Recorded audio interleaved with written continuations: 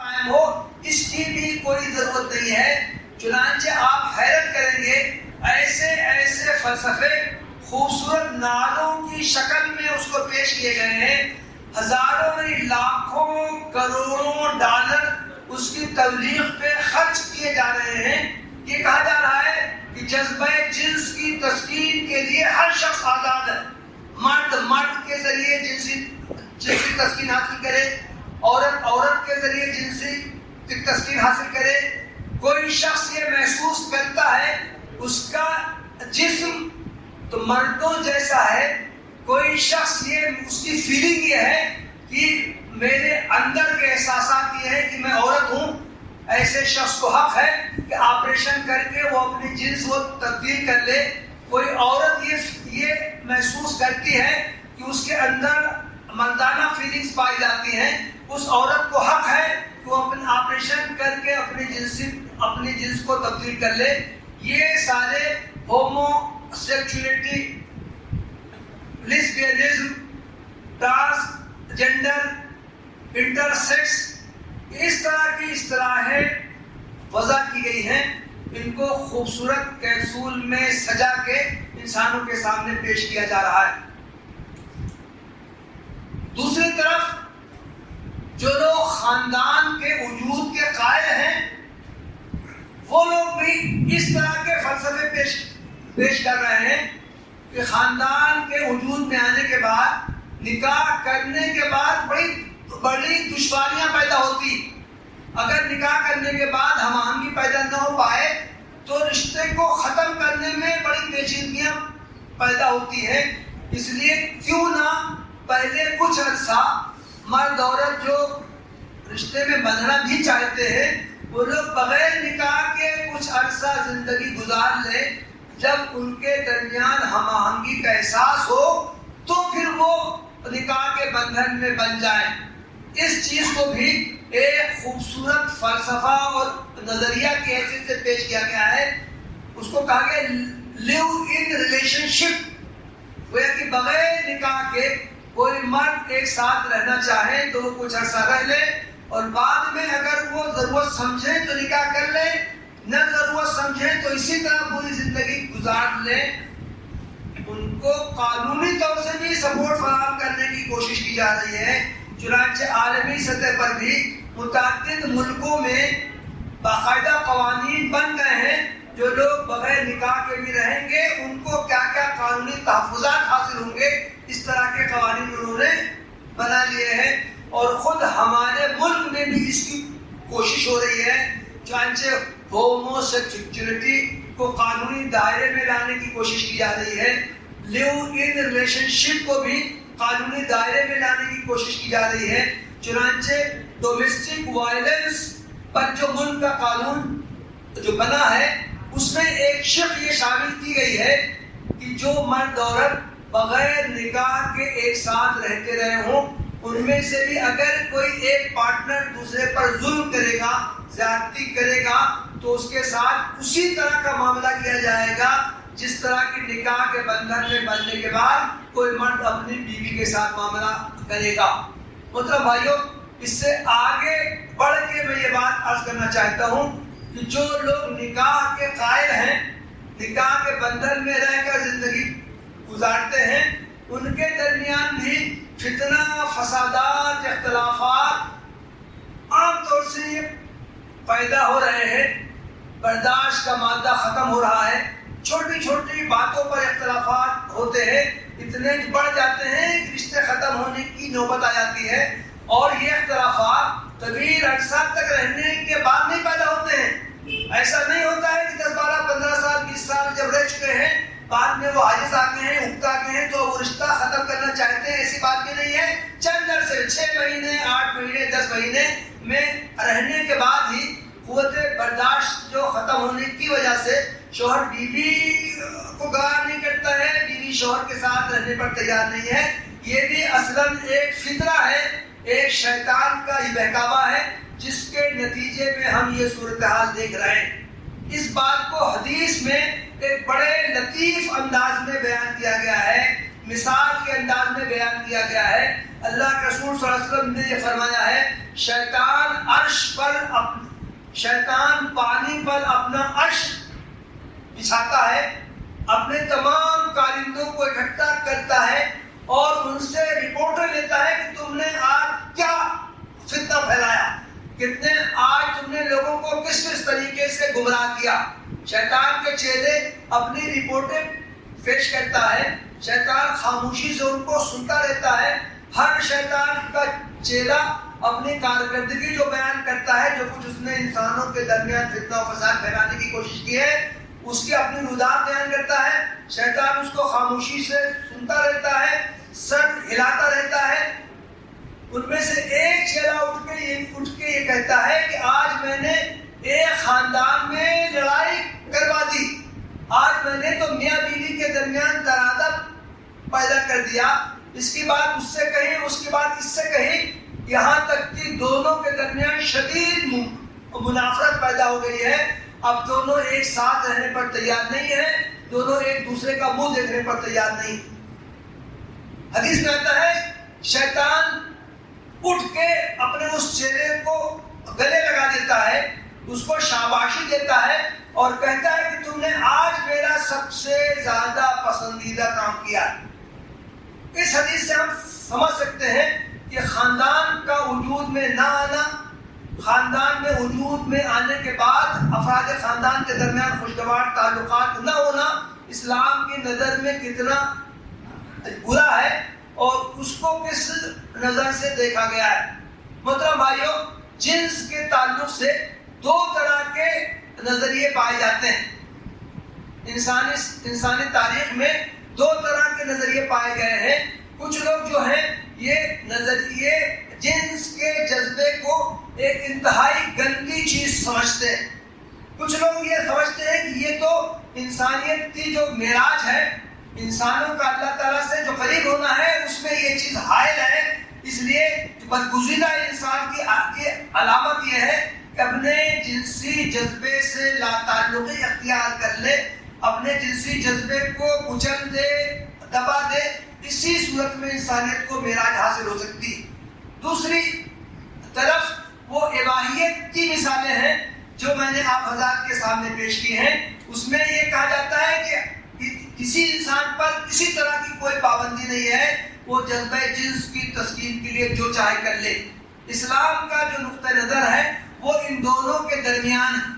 اسلام نہ تو اباحیت کا قائل ہے اور نہ وہ رہبانیت کا قائل ہے۔ حدیث میں صاف الفاظ میں کہا گیا ہے لا رہبانیت فی الاسلام، تجرد کا اسلام سے کوئی تعلق نہیں۔ حضرت عبداللہ ابن عمرو ابن العاص، ان کے باپ نے شکایت کی کہ میرا بیٹا اپنی بیوی سے کوئی تعلق نہیں رکھتا۔ اللہ کے رسول صلی اللہ علیہ وسلم نے حضرت عبداللہ ابن عمرو ابن العاص کو بلایا اور بہت سخت انداز میں ان کو ڈانٹا۔ ان لضیفک علیک حقا، ان لعینک علیک حقا، ان لنفسک علیک حقا، ان لزوجک علیک حقا۔ تمہاری جان کا تم پر حق ہے، تمہارے نفس کا تم پر حق ہے، تمہارے مہمانوں کا تم پر حق ہے، تمہارے ملاقاتوں کا تم پر حق ہے اور تمہاری بیوی کا بھی تم پر حق ہے۔ ایک دوسرے صحابی بیان کرتے ہیں اگر اللہ کے رسول صلی اللہ علیہ وسلم نے عبداللہ ابن عمرو ابن العاص کو اجازت دی ہوتی بیوی سے قطع تعلق کرنے کی تو ہم بھی اپنے جنسی جذبے کو ختم کر لیتے، ہم بھی اپنے آپ کو خسی کرا لیتے۔ کو تسلیم کرتا ہے اور اس کو کنٹرول کرتا ہے۔ اس کو کنٹرول کرنے کے لیے اسلام نے نکاح کو مشروع کیا۔ والذین هم لفروجهم حافظون الا على ازواجهم او ما ملكت ايمانهم فانهم غير ملومين۔ اہل ایمان کی جو سورہ المومنون کی ابتدا میں صفات بیان کی گئی ہیں، اس میں ایک صفت یہ بھی بیان کی گئی ہے وہ لوگ جو اپنی شرمگاہوں کی حفاظت کرتے ہیں سوائے بیویوں کے۔ اور اس زمانے میں جب قرآن نازل ہو رہا تھا لوڈیوں کا بھی رواج تھا، تو ان لوگوں کے تعلق سے جس تعلق میں کوئی ملامت والی چیز نہیں ہے، اس کی ان کو اجازت ہے۔ قرآن مجید میں مومن مردوں مومن عورتوں دونوں کے بارے میں یہ بات کہی گئی ہے کہ کہ وہ نکاح کر کے اپنے آپ کو شیطان کے حملوں سے محفوظ کر لیتے ہیں. محسنین غیر مصافحین ولا متخذی اخدان. یہ جو مرد ہیں وہ اپنے آپ کو نکاح کے قلعے میں محفوظ کر لیتے ہیں. یہ نہ کھلے عام جنسی تعلق قائم کرتے ہیں اور نہ خفیہ آشنائی کرتے. ٹھیک یہی بات عورتوں کے بارے میں بھی کہی گئی ہے. محسنات غیر مصافحات ولا متخذات اخدان.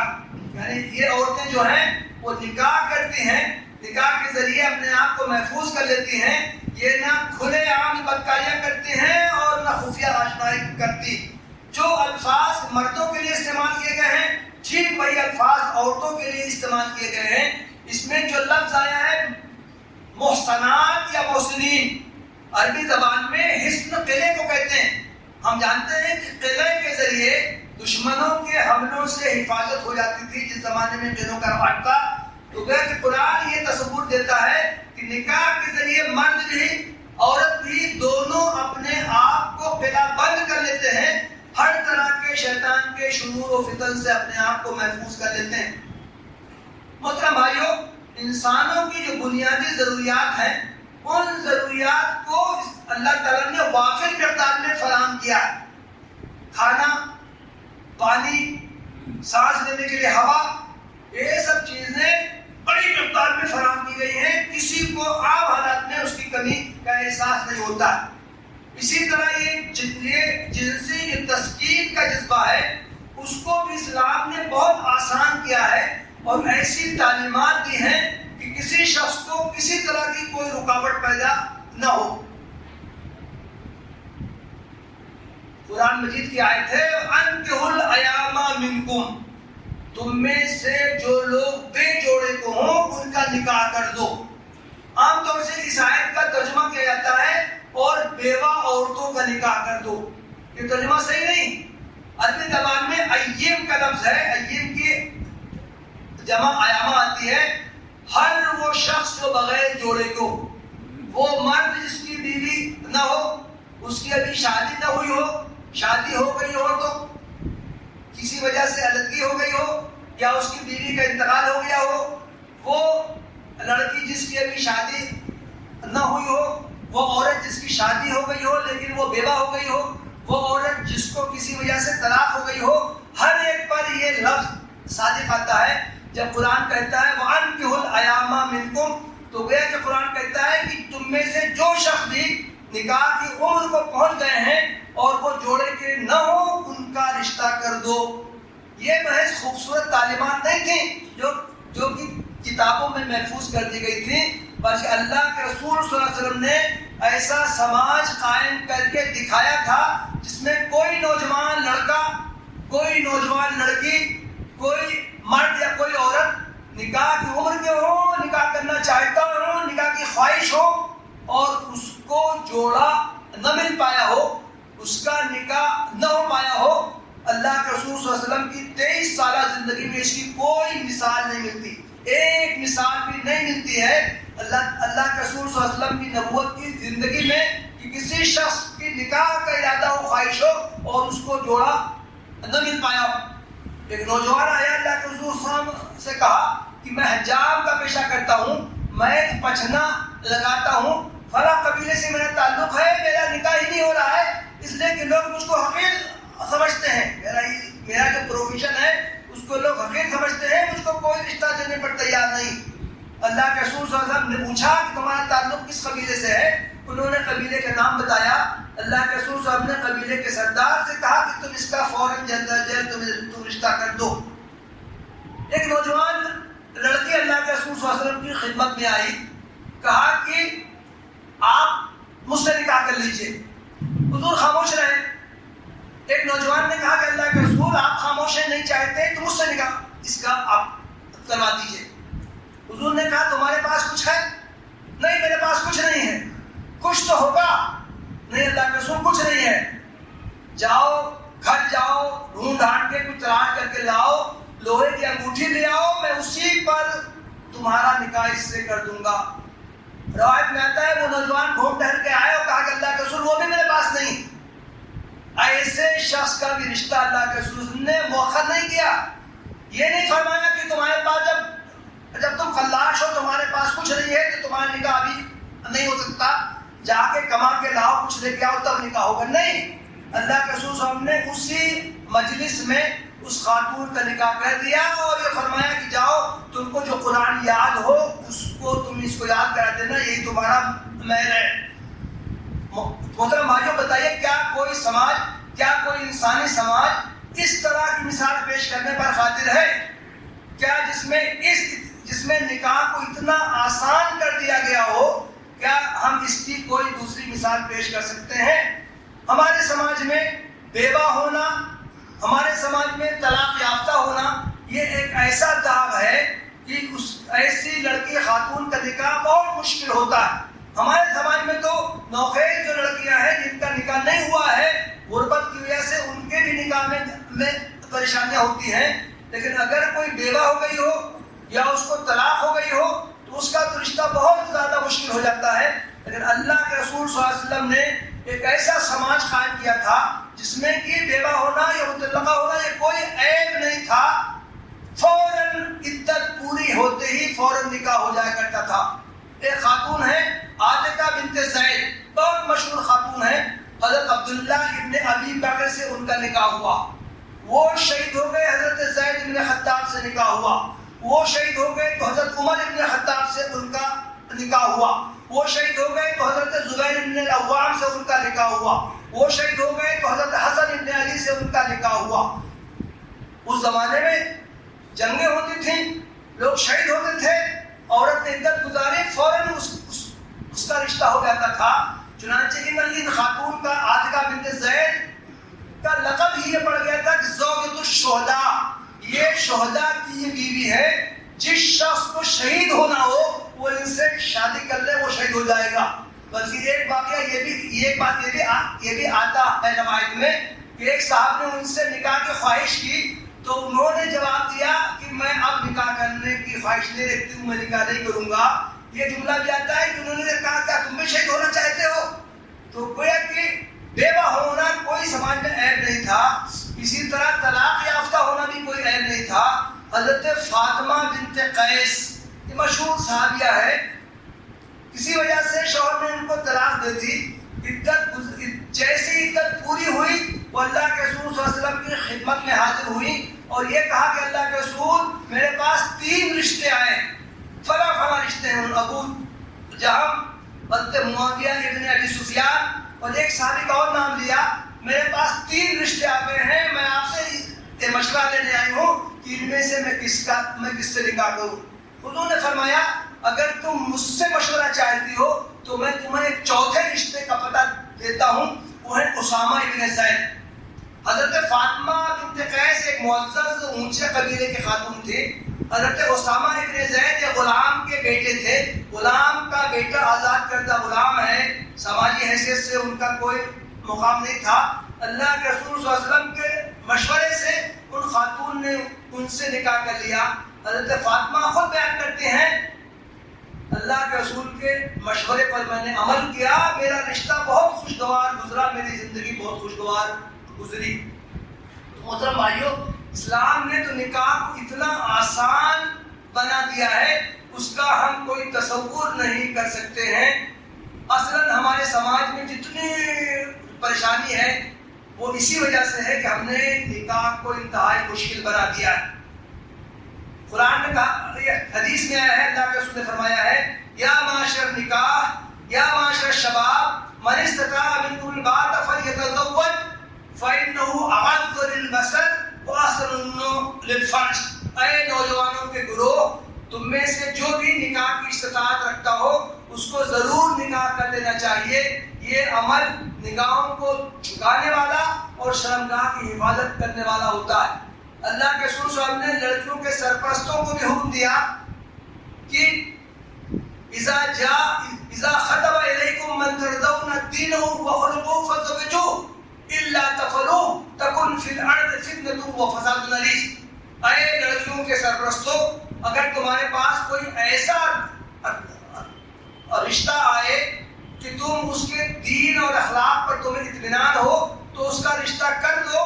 اگر تم ایسا نہیں کرو گے تو سماج میں بڑے پیمانے پر فتنہ پھیل جائے گا اور بہت فساد عام ہو جائے گا۔ محترم بھائیوں، ہم اپنی نگاہوں سے یہ دیکھتے ہیں کہ ہم نے رشتے میں تاخیر کی، رشتوں کو مشکل بنا دیا، مصرفانہ خرچ ہم کرنے لگے، ہم نے نکاح کے تمام مصارف لڑکی والوں پر ڈال دیے، اس کی وجہ سے ہمارا سماج فتنہ و فساد سے بھر گیا۔ اگر ہم اپنے سماج کو پاکیزگی پر چلانا چاہتے ہیں تو ہمیں نکاح کے معاملے کو آسان کرنا پڑے گا۔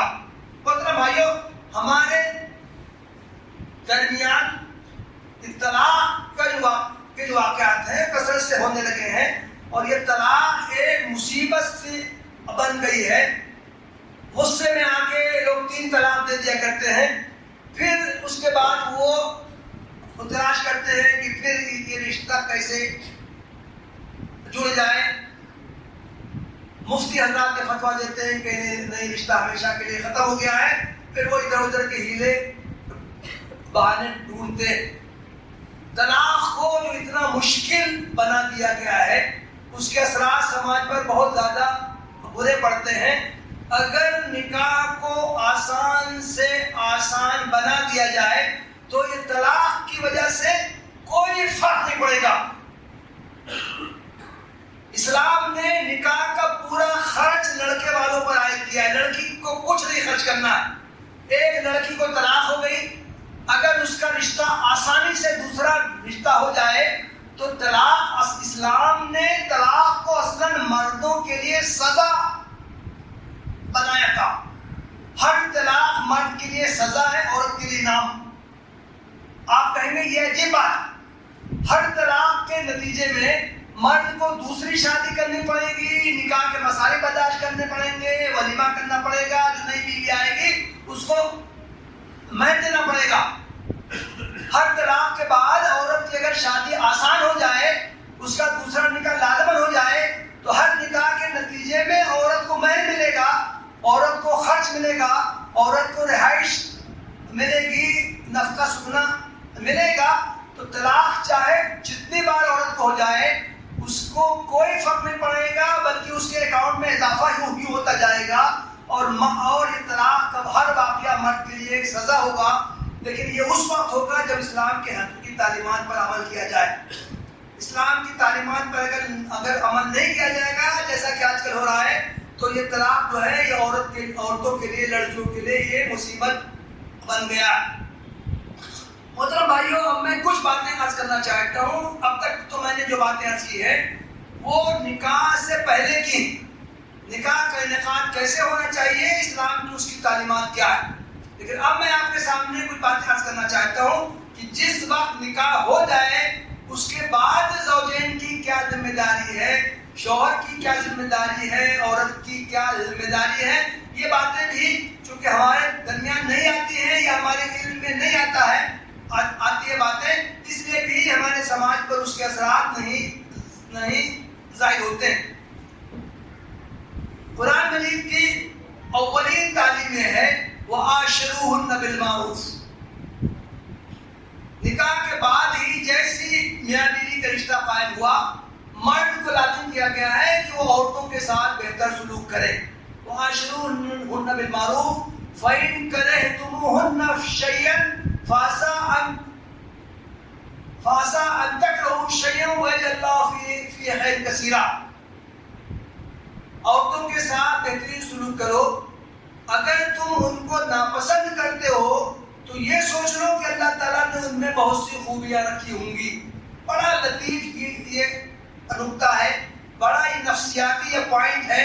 ہر انسان میں خوبیاں ہوتی ہیں، خامیاں ہوتی ہیں، کوئی نہ خیر مجسم ہوتا ہے نہ کوئی شر مجسم ہوتا ہے، نہ شوہر نامدار میں 100% خوبیاں ہوتی ہیں، نہ بیوی میں 100% خامیاں ہوتی ہیں، ہر ایک میں کچھ خوبی ہوتی ہے، کچھ خامی ہوتی ہے۔ تو قرآن نے یہ نہیں کہا کہ اگر تم بیوی میں 1 خامی پاؤ، اگر تم بیوی میں 2 خامی پاؤ، یہ نہیں کہا فَإِن كَرِهْتُمُوهُنَّ فَعَسَىٰ أَن تَكْرَهُوا شَيْئًا وَيَجْعَلَ اللَّهُ فِيهِ خَيْرًا كَثِيرًا۔ اگر عورتوں کا پورا وجود تمہیں ناپسند ہو تو تم یہ سوچ لو کہ اللہ تعالیٰ نے ان میں ضرور کچھ نہ کچھ خیر رکھا ہوگا۔ اگر ہم یہ آیت پیش نظر رکھیں، میاں بیوی میں اختلافات ہوتے رہتے ہیں، تو میں ہوتی ہی رہتی ہے، لڑائی جھگڑے ہر خاندان میں ہوتے ہیں، اگر بیوی کی طرف سے کوئی ناپسندیدہ کوئی رویہ سامنے آئے، اس وقت ہم قرآن کی اس ہدایت کو سوچ لیں تو یقینی ہے کہ ہمارا سارا غصہ کافور ہو جائے گا۔ قرآن کہتا ہے اگر بیویوں کا پورا وجود تمہیں ناپسند ہو تو یہ سوچ لو کہ اللہ تعالیٰ نے ان میں کچھ ضرور تمہارے اندر خوبیاں، اس کے اندر خوبیاں رکھی ہوں گی۔ یہ ہدایت عورتوں کو بھی دی گئی ہے، عورتوں سے بھی یہ کہا گیا ہے کہ تم کو بہتر تعلقات رکھنے ہیں۔ فالصالحات قانتات حافظات للغیب بما حفظ اللہ، الرجال قوامون علی النساء بما فضل اللہ بعضهم علی بعض وبما انفقوا من اموالهم۔ مردوں کو اللہ تعالیٰ نے خاندان کا قوام بنایا۔ یہ قرآن کا واضح حکم ہے۔ ہم یہ دیکھتے ہیں کہ اپنے سماج میں اس حکم کو پامال کیا جا رہا ہے۔ آج کل عورتوں کی ملازمت شروع ہو گئی ہے، عورتوں کے ہاتھ میں پیسہ آنا شروع ہو گیا ہے، مردوں پر ان کا انحصار کم سے کم ہو گیا ہے، اس لیے بھی وہ شوہروں کی باتوں کو برداشت نہیں کرتے ہیں۔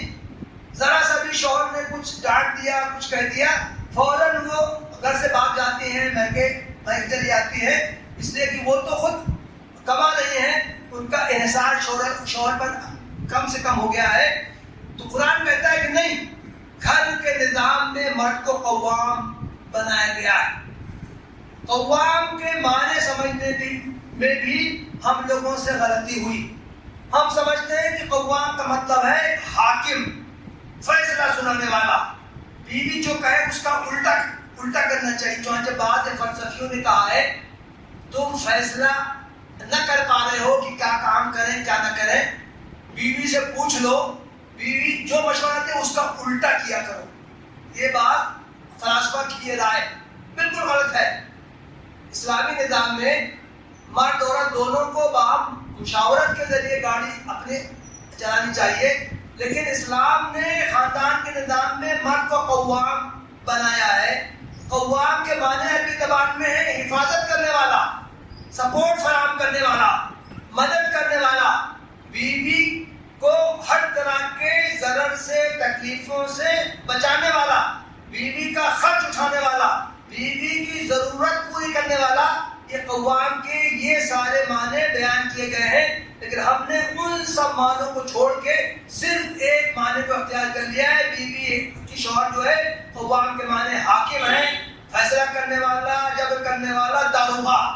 ہمارے استاد مولانا سید جلال الدین عمری صاحب نے ایک مرتبہ بڑے لطیف انداز میں انہوں نے یہ بتایا، اللہ تعالیٰ نے ہر عورت کے لیے ایک سیکورٹی دے دی، ایک اس کو باڈی گارڈ فراہم کر دیا ہے، Z+, Y+, Z++، اس طرح کی سیکورٹیاں۔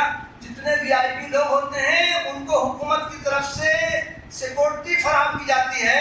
اسلام نے ہر عورت کو ایک خاص طرح کی سیکورٹی فراہم کی ہے۔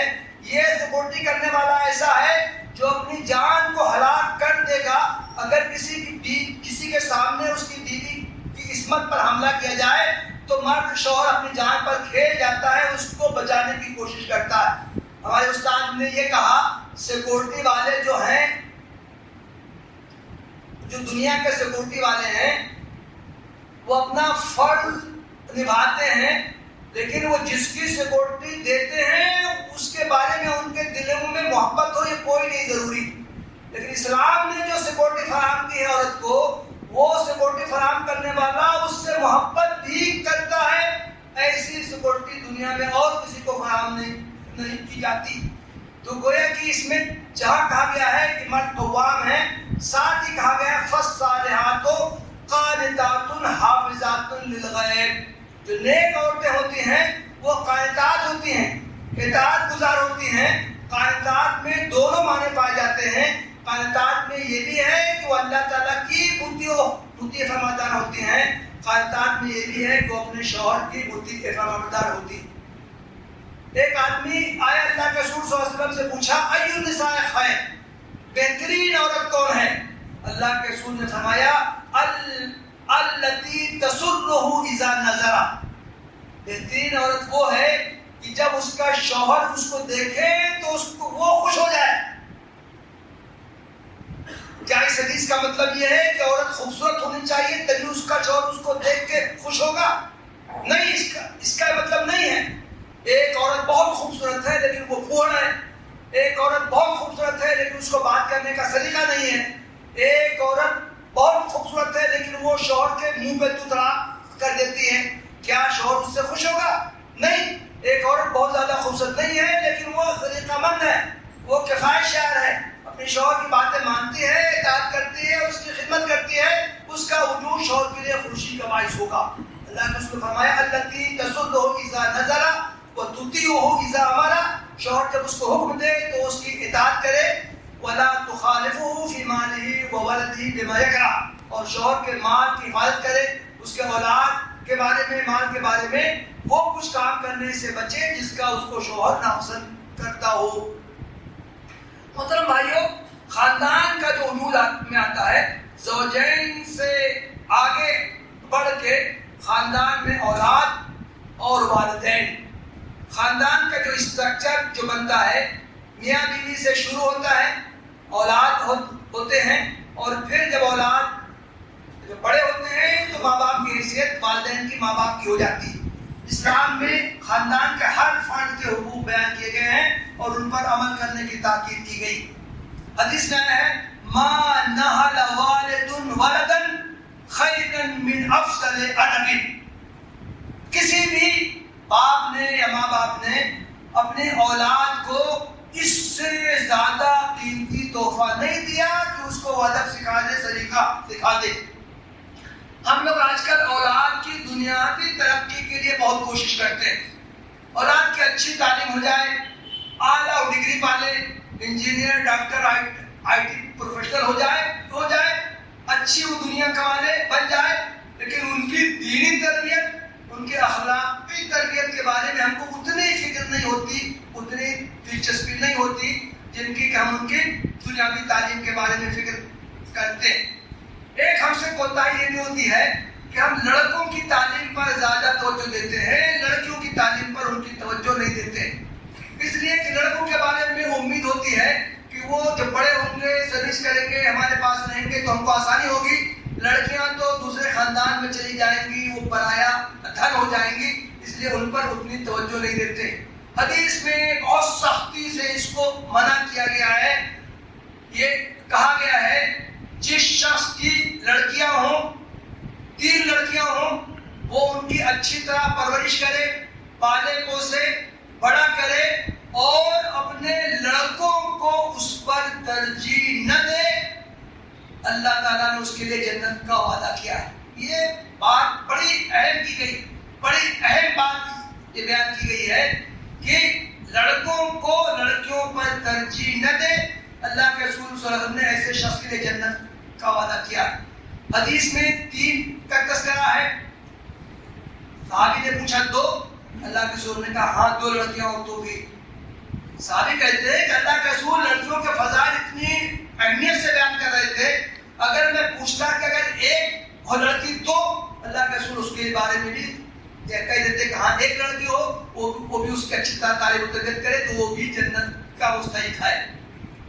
ایک صحابی اللہ کے رسول صلی اللہ علیہ وسلم کی خدمت میں اپنے ایک لڑکے کو لے گئے اور کہا کہ میں نے اپنے اس لڑکے کو فلاں چیز دی ہے، ایک باغ دیا ہے، اس کی ماں یہ کہتی ہے میں یہ نہیں مانوں گی، آپ اللہ کے رسول صلی اللہ علیہ وسلم کے پاس جائیے، اللہ کے رسول کو گواہ بنائیے تب میں آپ کی بات مانوں گی۔ اللہ کے رسول نے پوچھا کیا تمہارے اور بھی اولاد ہیں؟ کہا ہاں۔ تم نے جو چیز اس کو دی ہے کیا اور لڑکوں لڑکیوں کو بھی دی ہے؟ کہا نہیں دی ہے۔ کہا تم میرے پاس آئے ہو کہ میں ظلم کا گواہ بن جاؤں؟ اللہ کے رسول نے فرمایا اعدلوا بین اولادکم، اپنے اولاد کے درمیان برابری کرو۔ اس حدیث کی بنا پر فقہا یہ کہتے ہیں کہ وراثت میں تو لڑکیوں کا حصہ کم رکھا گیا ہے، لیکن اگر کوئی شخص اپنی زندگی میں اپنی پراپرٹی اپنی اولاد کے درمیان تقسیم کر رہا ہو تو اس کو لڑکیوں کو بھی اتنا ہی دینا چاہیے جتنا کہ وہ اپنے لڑکوں کو دے رہا ہے۔ اسی طرح والدین کے حقوق کے بارے میں تو قرآن مجید میں بہت زور دیا گیا ہے، حدیثوں میں بھی اس کا خوب تذکرہ آیا ہے۔ قرآن میں تو یہ کہا گیا ہے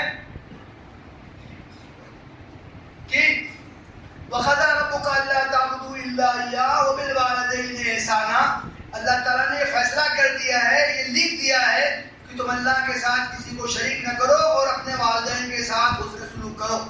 وَإِمَّا يَبْلُغَنَّ عِندَكَ الْكِبَرَ أَحَدُهُمَا أَوْ كِلَاهُمَا فَلَا تَقُل لَّهُمَا أُفٍّ وَلَا تَنْهَرْهُمَا، اگر ماں باپ میں سے کوئی ایک تمہارے پاس بڑھاپے تک وہ پہنچے تو تم ان کو اف نہ کہو۔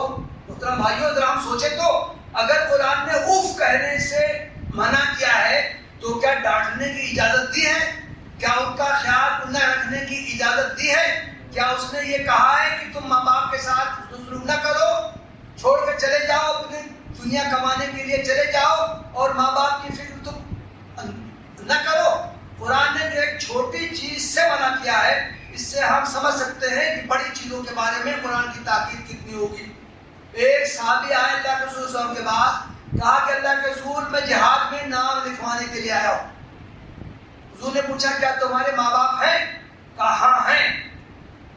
ارجع الیہما فجاہد فیہما، اپنے ماں باپ کے پاس واپس چلے جاؤ اور ان کے ساتھ رہ کر جہاد کرو۔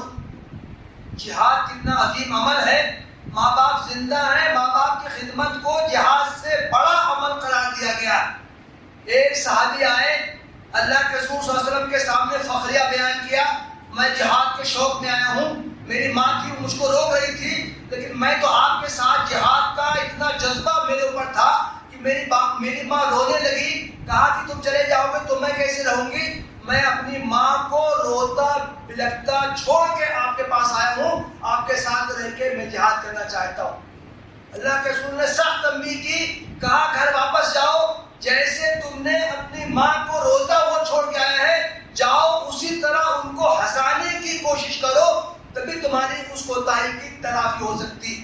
محترم بھائیو، والدین کے تعلق سے احادیث میں بڑی تاکیدات آئی ہے، اور خاص طور سے ماں کا درجہ تو باپ کے مقابلے میں 3 گنا بڑھا کے پیش کیا گیا ہے۔ صحابی نے پوچھا میرے حسن سلوک کا مستحق کون ہے؟ اللہ کے رسول نے کہا ماں۔ اس کے بعد اللہ کے رسول نے کہا ماں۔ اس کے بعد کون؟ اللہ کے رسول نے کہا ماں۔ چوتھی مرتبہ جب ان صحابی نے پوچھا تو انہوں نے کہا اللہ تو آپ نے کہا تمہارا باپ۔ گویا کہ والدین دونوں حسن سلوک کے مستحق ہیں، اور اس میں بھی ماں کا درجہ باپ کے مقابلے میں بہت زیادہ ہے۔ آخر میں میں کرنا چاہتا ہوں، خاندان کا جو اسٹرکچر ہوتا ہے اس میں شوہر بیوی، اولاد، لڑکے لڑکی، ماں باپ کے بعد کا مرحلہ جو ہے، اس پر میں اپنے گفتگو میں ختم کروں گا۔ آخری مرحلہ ہے رشتہ داروں کے حقوق۔ رشتہ داروں پر کے حقوق بہت زیادہ قرآن میں حدیث میں بیان کیے گئے ہیں۔ جہاں جہاں بھی والدین کا تذکرہ کیا گیا ہے وہاں فوراً رشتہ داروں کا تذکرہ کیا گیا ہے۔ وَبِالْوَالِدَيْنِ إِحْسَانًا وَبِذِي الْقُرْبَىٰ، قرآن میں جتنی آیتوں میں والدین کا تذکرہ کیا گیا ہے فوراً رشتہ داروں کا تذکرہ کیا گیا ہے کہ رشتہ داروں کے بھی حقوق ادا کرو۔ میں نے ابتدا میں جو قرآن کی سورہ النساء کی پہلی آیت پڑھی تھی اس میں بھی کہا گیا ہے وَاتَّقُوا اللَّهَ الَّذِي تَسَاءَلُونَ بِهِ وَالْأَرْحَامَ، لوگو اللہ سے ڈرو جس کا واسطہ دے کر تم ایک دوسرے سے حقوق مانگتے ہو، اور رشتوں کو پامال کرنے سے بچو۔ جتنے رشتے کے نتیجے میں حقوق عائد ہوتے ہیں وہ سب حقوق اس لیے عائد ہوتے ہیں کہ اللہ تعالیٰ نے ان کا پابند کیا ہے۔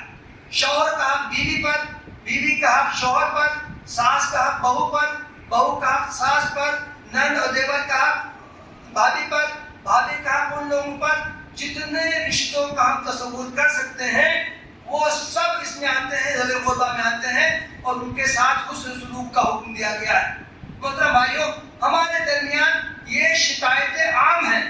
لڑکیاں عام طور سے یہ کہتی ہیں کہ ہم اپنے شوہروں سے ہم تمہارے ماں باپ کے ساتھ نہیں رہیں گے، تمہارے ماں باپ کی خدمت میرا فرض نہیں ہے، میرا حق نہیں ہے، تم مجھے الگ گھر لے کے دو، میں ان لوگوں سے عاجز آ گئی ہوں، میں الگ گھر چاہتی ہوں۔ یہ باتیں ان لوگوں کی طرف سے آتی ہیں جو قرآن میں جو رشتہ داروں کے حقوق بیان کیے گئے ہیں ان سے وہ ناواقف رہتی۔ نکاح کے نتیجے میں جتنے رشتے وجود میں آتے ہیں وہ سب رشتے پرماننٹ ہوتے ہیں، ان رشتوں کو نہیں ختم کیا جا سکتا۔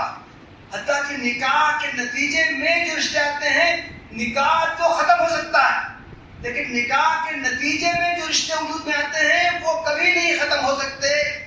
عورت کے جو ساس، عورت کے جو سسر ہیں، وہ پوری زندگی اس کے سسر رہیں گے چاہے رشتہ ختم ہو جائے۔ مرد کی جو شوہر کی جو ساس ہے، چاہے رشتہ ختم ہو جائے لیکن اس سے رشتہ باقی رہتا ہے، وہ محرم رہتی۔ تو یہ جو رشتے ہیں جو خوب کے اثرات ہوں گے اور ہم لوگ ان پر عمل کرنے کے لیے آمادہ ہوں گے۔ میں ان باتوں پر اتفاق کرتا ہوں۔ وآخر دعوانا الحمدللہ رب العالمین۔